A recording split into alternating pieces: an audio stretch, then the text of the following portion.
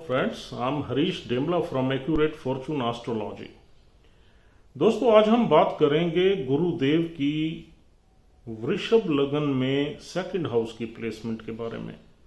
आइए देख लेते हैं कि अगर टॉरस असेंडेंट में जुपिटर सेकंड हाउस में विराजमान हो जाए तो हमें किस तरह के फल दे सकते हैं।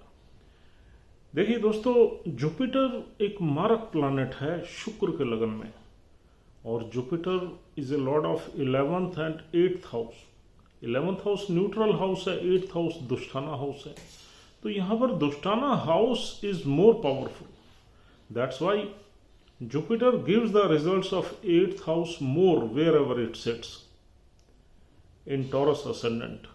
अब क्या है कि जो सेकंड हाउस है उसका सिग्निफिकेंस क्या है। सेकंड हाउस का सिग्निफिकेंस हमारी फैमिली से है, यानी कि इसका रिलेशन हमारी फैमिली से है, हमारी वेल्थ से है, हमारे एक्यूमुलेटेड एसेट से है, हमारी फूड हैबिट से है, या फैमिली लीनिएज से है, हमारे ट्रेडिशन से है, और हमारी एक्सटेंडेड फैमिली से है, यानी पेरेंट्स एंड अंकल्स वगैरह से है। और सेकंड हाउस से हम ये भी देखते हैं कि इंसान कितना रिच होगा, क्योंकि धन का भाव है, और क्या वो अपने पैसे को इकट्ठा करके एक रिचनेस की तरफ बढ़ेगा या नहीं। अब ये दोस्तों एक मारक प्लैनेट है, लेकिन ये 11th हाउस का भी लॉर्ड है। 11th हाउस का लॉर्ड अगर सेकंड हाउस में आ जाए तो एक धन योग का भी यहां पर बनना माना जाता है। लेकिन मारक प्लैनेट धन योग बना रहा है तो इसे बहुत स्ट्रांग धन योग नहीं कह सकते। अब यहां पर एक कंट्राडिक्शन है बहुत बड़ी कि 8th हाउस से हम ऑब्स्टेकल्स भी देखते हैं, परेशानियां देखते हैं, सडन इश्यूज देखते हैं, बीमारियां देखते हैं, मिस्ट्रीज देखते हैं, सीक्रेटिव हाउस है, और ऐसी प्रॉब्लम्स देखते हैं जो बहुत ही ज़्यादा डीप हों, बहुत ही ज़्यादा सीक्रेट्स हों, मिस्टीरियस हों, जिनको लोग नहीं जानते, हम खुद ही जानते हैं सिर्फ।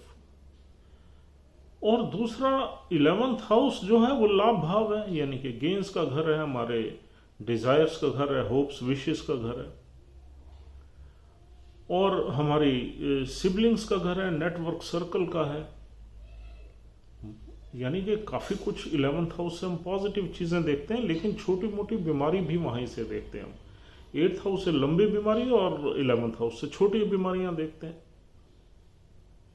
अब ये खिचड़ी सी बन गई। अब गुरु एक नेचुरल बेनिफिक प्लैनेट है, लेकिन फंक्शनल मैलिफिक प्लैनेट है इस चार्ट में। और 3 नंबर हाउस में जो है, 2 नंबर हाउस में यानी सेकंड हाउस में 3 नंबर राशि पड़ी हुई है, जो कि अच्छी नहीं है। गुरु और बुध में एनिमिटी है, यानी कि बुध की राशि पड़ी हुई है जहां पर गुरु कंफर्टेबल नहीं है। और फिर 3 नंबर राशि में एक नक्षत्र भी बहुत गलत मिलता है, आर्द्रा नक्षत्र, जो कि तूफानी नक्षत्र है। इसका लॉर्ड रुद्रा है, इसका डिटी रुद्रा है, सॉरी, और Rudra is a third I of Shiva. मतलब थर्ड आई ऑफ शिवा से तो आप सभी समझते हैं कि it is a signal of storm, winds, rains and destruction. अब ये वाले भाव भी यानी कि आर्द्रा नक्षत्र में मिलते हैं, और 3 नंबर राशि में आर्द्रा नक्षत्र के 4 चरण मिलते हैं हमें। और भी नक्षत्र हैं, वहां मृगशिरा भी है, आर्द्रा भी है, और पुनर्वासु भी है। अब हमें यह देखना पड़ेगा, इस जो प्लेसमेंट को हमें बहुत ही ध्यान से एनालाइज करना पड़ेगा कि यहां हमें गेन्स ज्यादा मिलेंगे या परेशानियां ज्यादा मिलेंगी। हालांकि परेशानियों का ही योग बन रहा है,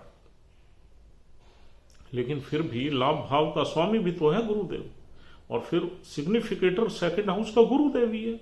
सेकंड हाउस का जो सिग्निफिकेटर है, कारक है, वो जुपिटर ही है।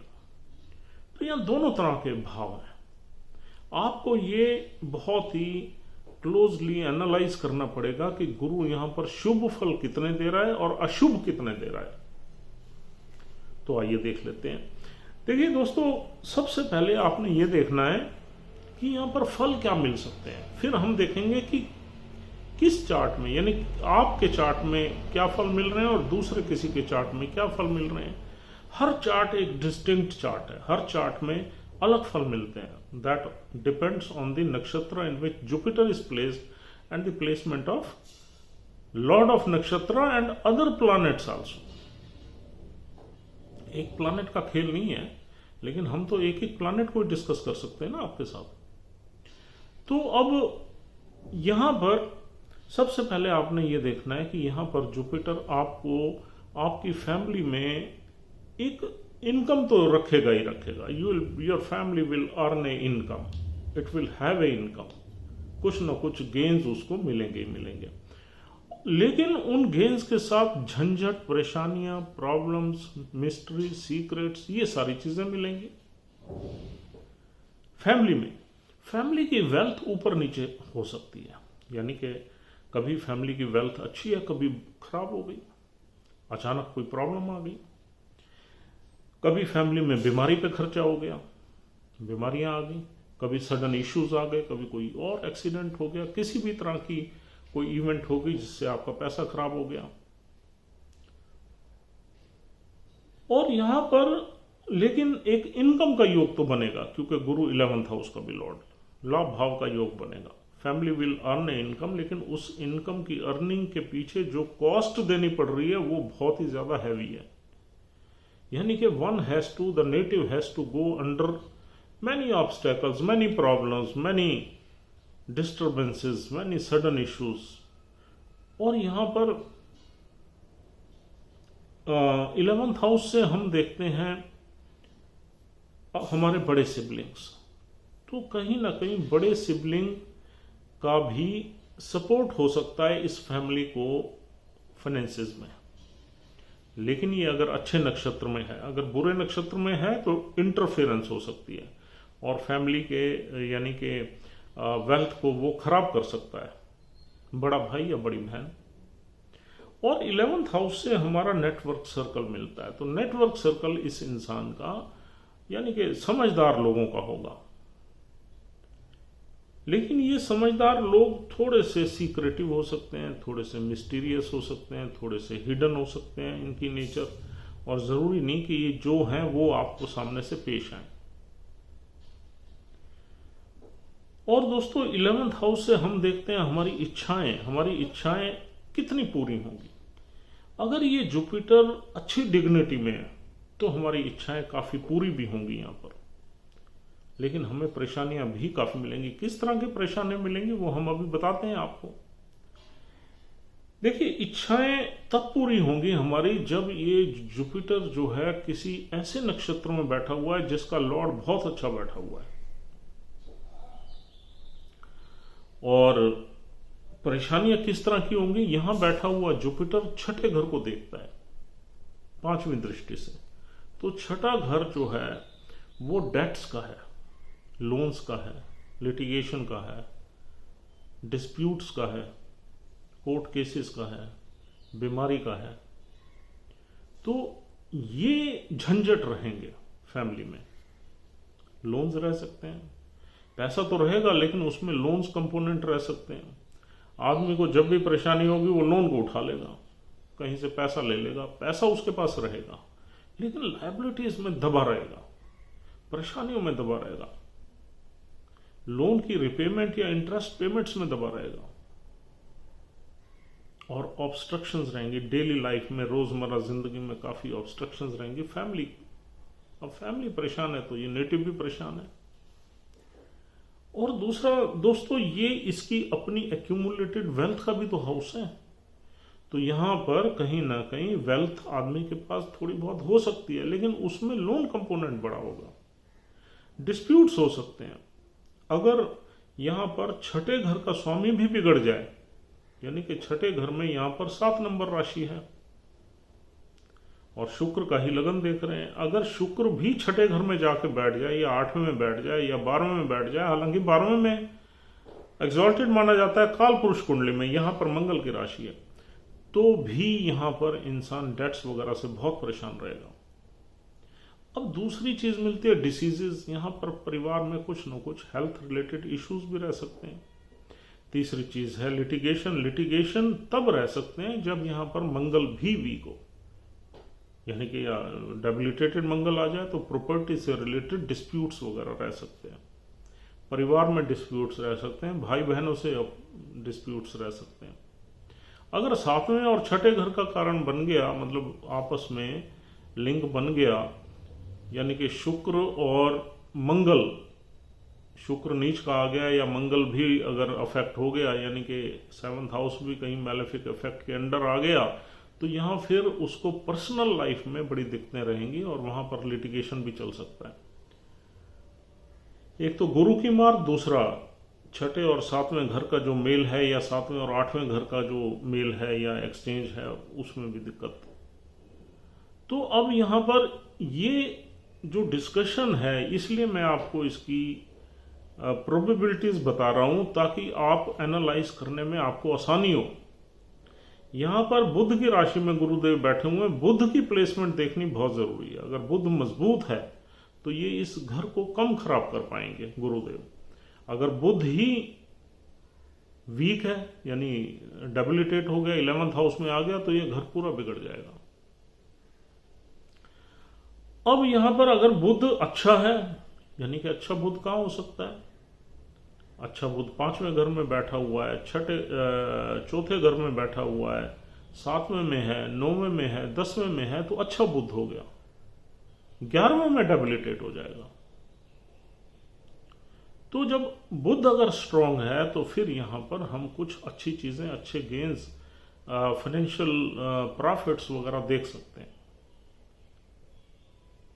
और अदरवाइज काफी दिक्कतें रहेंगी। यहां बैठा हुआ गुरु अपनी 7वीं दृष्टि से 8वें घर को देखेगा। 8वें घर से तो उठ के ही आया है वो, 8वें घर की परेशानियां तो साथ लेके आया है, अब 8वें घर पे उसकी दृष्टि भी है। हाँ, अगर यहां पर गुरु मृगशिरा नक्षत्र में आ जाए और मंगल एक्सॉल्टेड हो जाए, या मंगल अच्छे किसी जगह बैठ जाए, तो फिर ये वाला गुरु आपको इनहेरिटेंस दे देगा, आपको बीमे की रकम दे देगा, अचानक प्रॉफिट्स दे देगा, गेन्स दे देगा, सडनली देगा। लेकिन 8वें घर से सडनली चीजें मिलती हैं। अब कुछ न कुछ प्रॉपर्टी आपके इन लॉज से मिल सकती है, आपके पेरेंट्स से मिल सकती है, सक्सेशन में मिल सकती है, बीमे से कुछ वेल्थ मिल सकती है, बड़ी वेल्थ। लेकिन ये योग तब बनेगा जब ये मृगशिरा नक्षत्र में है और मंगल बहुत अच्छा प्लेस्ड है इस चार्ट में। देखिए, ये अब एक डीप इंसाइट हो गई। अगर मंगल यहां डेबिलिटेटेड है तो नुकसान हो जाएगा प्रॉपर्टी का। गुरु मृगशिरा में है, मंगल डेबिलिटेटेड है या फंसा हुआ है 6, 8वें में, तो यहां पर नुकसान हो जाएगा, प्रॉपर्टी का सेल हो जाएगा, फैमिली प्रॉपर्टी हाथ से निकल जाएगी। और दोस्तों, दूसरा यहां पर नक्षत्र मिलता है आर्द्रा। आर्द्रा नक्षत्र तो यहां पर बिल्कुल ही खराब ही माना जाता है। हालांकि आर्द्रा नक्षत्र में एक बार चीजें खराब होकर, डिस्ट्रक्शन होकर दोबारा स्टार्ट होती है लाइफ, एक उसको ग्रीनरी की तरफ हम देखते हैं।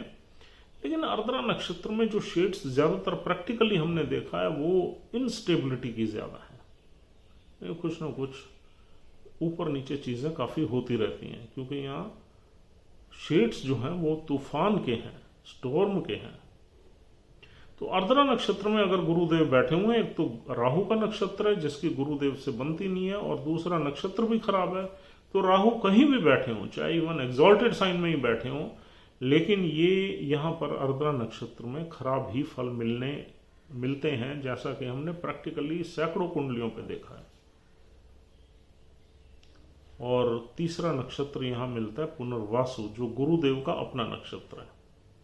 अगर यहां पर पुनर्वासु में गुरुदेव बैठे हुए हैं तो यहां पर हम एज्यूम कर सकते हैं कि कुछ न कुछ अच्छी चीजें जरूर मिलेंगी, क्योंकि ये उनका अपना ही नक्षत्र है। उसमें सिर्फ आप शुक्र और बुध की प्लेसमेंट जरूर देख लेना। अगर बुध देव भी ठीक है और शुक्र देव भी मजबूत है, तो यहाँ पुनर्वासु नक्षत्र में जो गुरुदेव हैं कुछ न कुछ ब्लेस जरूर करेंगे, यानी कि अच्छी इनकम वगैरह, अच्छी ब्लेसिंग्स वगैरह, hopes and wishes and desires इंसान की पूरा होने का चांस बनता है यहाँ पर, लेकिन कुछ ऑब्स्टेकल्स में से निकल के, ट्रांसफॉर्मेशन में से निकल के। तो दोस्तों यहाँ पर अब ज्यादा हमने जो बातें की हैं वो फैमिली की हैं या फैमिली वेल्थ की हैं, और ये हमारी स्पीच का भी हाउस है। यहाँ पर गुरुदेव के बैठने से स्पीच इंसान की बड़ी अच्छी होगी, मतलब विजडम होगी उसकी स्पीच में, स्वीट स्पीच होगी, और कम्युनिकेशन में आदमी माहिर होगा, क्योंकि 3 नंबर राशि कम्युनिकेशन की है। गुरुदेव हमारे जो है वो नेचुरल कैरेक्टरिस्टिक्स उनमें क्या है, विजडम है, नॉलेज है, एजुकेशन है। तो ये सारी चीज़ों का वास उसकी एजुकेशन में होगा, बड़ा फार साइटेड इंसान होगा। सभी अच्छी चीज़ें जो है वो उसकी वाणी में आपको मिलेंगी। फूड हैबिट्स यहाँ पर थोड़ी सी गलत हो सकती है इंसान की, क्योंकि गुरुदेव इस घर में बैठ जाएं तो गुरुदेव से हम मीठा मीठा ज़्यादा लाइक करते हैं। तो अगर आर्द्रा नक्षत्र में गुरुदेव हैं और आपने यहाँ पर गलत डाइट लेनी शुरू कर दी तो डायबिटीज़ के चांसेस बन जाते हैं मिडिल एज के बाद। उसमें शुक्र भी थोड़ा देखा जाता है, शुक्र अगर खराब पड़ा हुआ है तो पक्का बन जाते हैं फिर। तो यहाँ पर आपने अपने वेट का ध्यान रखना है, खाना कम खाना है, मीठा कम खाना है। अगर गुरुदेव यहाँ पर अच्छी डिग्निटी में नहीं है, गलत नक्षत्र में, आर्द्रा नक्षत्र में आएंगे तो आप नॉन वेज भी लेंगे, और ये देखो प्रोबेबिलिटीज हैं, ये आपको 10 में से 7 चार्ट्स में ये प्रोबेबिलिटीज मिलेंगी। हम ये नहीं कह सकते कि 100% मिलेंगी, उसकी वजह दूसरे प्लैनेट्स भी हैं, यानी कि सूर्य वगैरह को भी हमें देखना पड़ेगा, और भी प्लैनेट्स हैं जो हमें जो है बताएंगे कि इंसान सात्विक होगा या तामसिक होगा, किस तरह का फूड लेगा। लेकिन ज़्यादातर आर्द्रा नक्षत्र में गुरु बैठ जाए तो इंसान उल्टे सीधी डाइट, नॉन वेज या तामसिक फूड या गर्म फूड ज़्यादा खाता है, आई मीन गर्म और मीठा। तो दोस्तों यहाँ पर हेल्थ का आपको ध्यान रखना चाहिए, और यहाँ पर आपको अपने जो लाइफ में, वेल्थ में या फैमिली में ऑब्स्टैकल्स हैं उनको रिमूव करने के लिए आपको गुरुदेव की पूजा करनी चाहिए। और थोड़ी थर्सडे को हमें कुछ जैगरी पाउडर या पीली शक्कर हमें किसी पेड़ के नीचे डालनी चाहिए चींटियों को, ताकि ये गुरुदेव हम पे ब्लेसिंग्स दें। और अगर ये आर्द्रा में है तो फिर हमें राहु की रेमेडी भी साथ में करनी चाहिए, यानी कि सैटरडे को चाय की पत्ती का दान वगैरह हम कर सकते हैं किसी भी रिलीजियस प्लेस में जहाँ पर लंगर वगैरह चलता हो। तो दोस्तों this is all for the day. उम्मीद करता हूँ you have connected with this discussion. It's a very complicated placement. You have to analyze it very closely, very sensitively, before coming to any final verdict or final predictions. इसको ऊपर नीचे करके आपने बड़े ध्यान से देखना है। So friends, thank you very much for watching this video. If you are liking our video, please subscribe our channel on priority, and we will now continue to issue or upload more videos regularly. There was a gap due to certain reasons, a gap of 10-12 days. I'm sorry, and we'll continue now uploading our series. Thank you very much once again. Have a nice time. Thanks a lot.